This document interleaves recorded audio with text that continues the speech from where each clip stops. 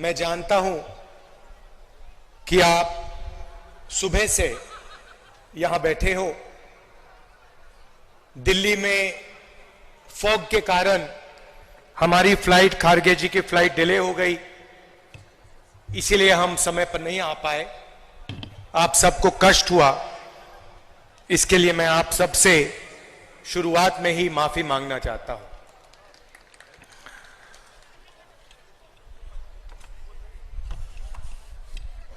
उनतीस जून को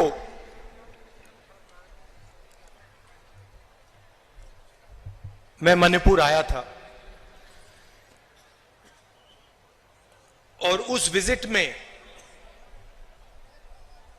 जो मैंने देखा, जो मैंने सुना, मैंने कभी पहले नहीं देखा था, नहीं सुना था। 2004 से मैं राजनीति में हूं। पहली बार मैं हिंदुस्तान के एक प्रदेश में गया जहां गवर्नेंस का पूरा इंफ्रास्ट्रक्चर कोलैप्स कर गया था, जिसको हम मणिपुर कहते थे। 29 जून के बाद वो मणिपुर रहा ही नहीं, बट गया। कोने कोने में नफरत फैली, लाखों लोगों को नुकसान हुआ। भाई बहन, माता पिता आंखों के सामने मरे। और आज तक हिंदुस्तान के प्रधानमंत्री मणिपुर में आपके आंसू पोंछने, आपसे गले लगने, आपका हाथ पकड़ने नहीं आए। शर्म की बात। शायद नरेंद्र मोदी जी के लिए, बीजेपी और आरएसएस के लिए मणिपुर हिंदुस्तान का भाग ही नहीं है। आपका जो दुख है, आपका दर्द है, वो उनका दुख, उनका दर्द नहीं है। पिछले साल हमने भारत जोड़ो यात्रा शुरू की। कन्याकुमारी से कश्मीर तक हम चले, 4000 किलोमीटर चले और भारत को जोड़ने की हमने बात की, नफरत मिटाने की बात की, एक धर्म को, एक जात को दूसरी जात से मिलाने की बात की और बहुत अच्छा रिस्पांस मिला। लाखों लोगों से बातचीत की, उनका दर्द सुना।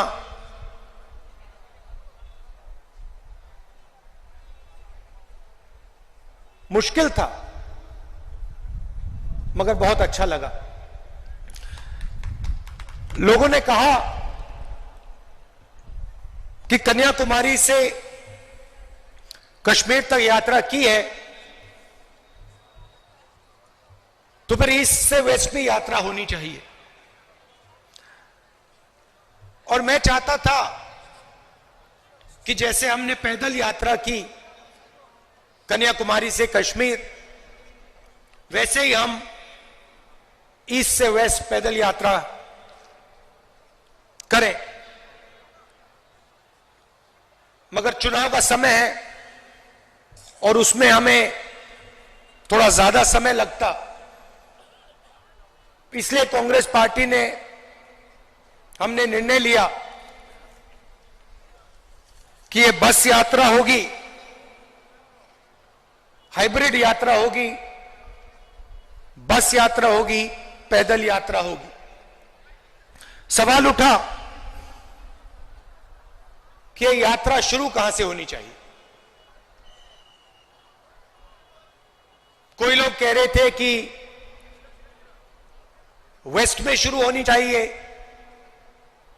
कोई कह रहे थे ईस्ट में शुरू होनी चाहिए,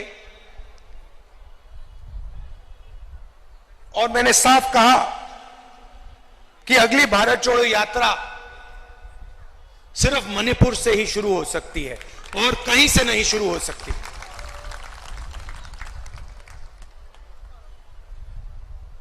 मणिपुर बीजेपी की जो राजनीति है, बीजेपी की नफरत, आरएसएस की नफरत,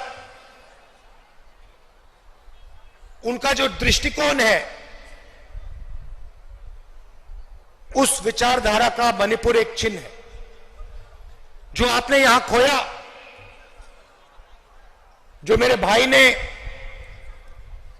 बस के ऊपर कहा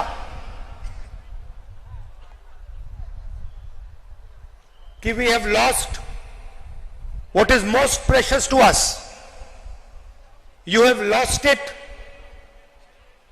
because of the ideology of the BJP, because of the politics of the BJP, because of the hatred that the BJP and the RSS spread in their politics.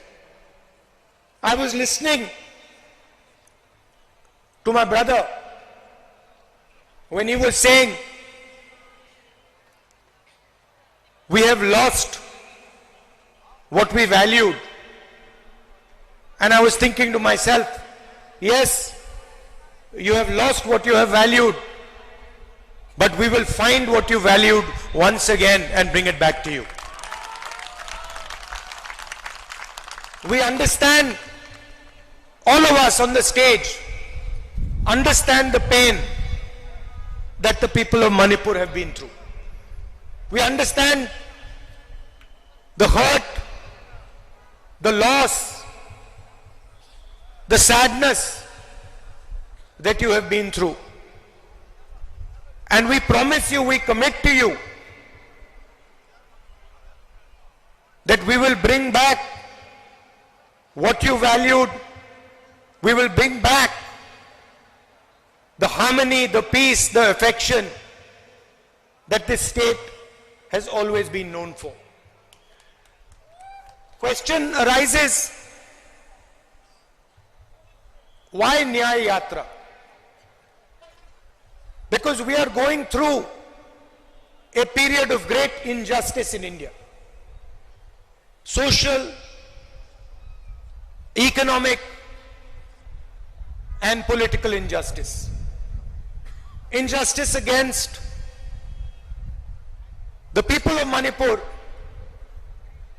the traditions of Manipur, but also injustice across the nation. Economically, monopolies are being built. Few people are getting access to all the wealth of the country. One or two businesses have their fingers in everything, and the large majority of businesses, small and medium businesses, are being destroyed. Huge levels of unemployment, massive price rise is what the whole of India is facing. On the social side, the large mass of India's people, the lower castes, Dalits, tribals, simply do not have a say in the governance system of the country. I have given example upon example of how the large mass of our people are excluded from the political system, from the governance system. So these are the issues that the Bharat Chodo Nyaya Yatra is going to raise. But this is less about us and more about you. Bharat जोड़ो यात्रा में हम सुबह शुरू करते थे, 6 बजे शुरू करते थे, और 7 बजे रात तक हम चलते थे। हमारा भाषण 20-25 मिनट का होता था। शाम को हमारा एक भाषण होता था, मगर 7-8 घंटे हम आपकी बात सुनते थे, किसानों की, मजदूरों की, छोटे दुकानदारों की, महिलाओं की, युवाओं की। और यही इस यात्रा का लक्ष्य है। हम ज्यादा बोलना नहीं चाहते हैं,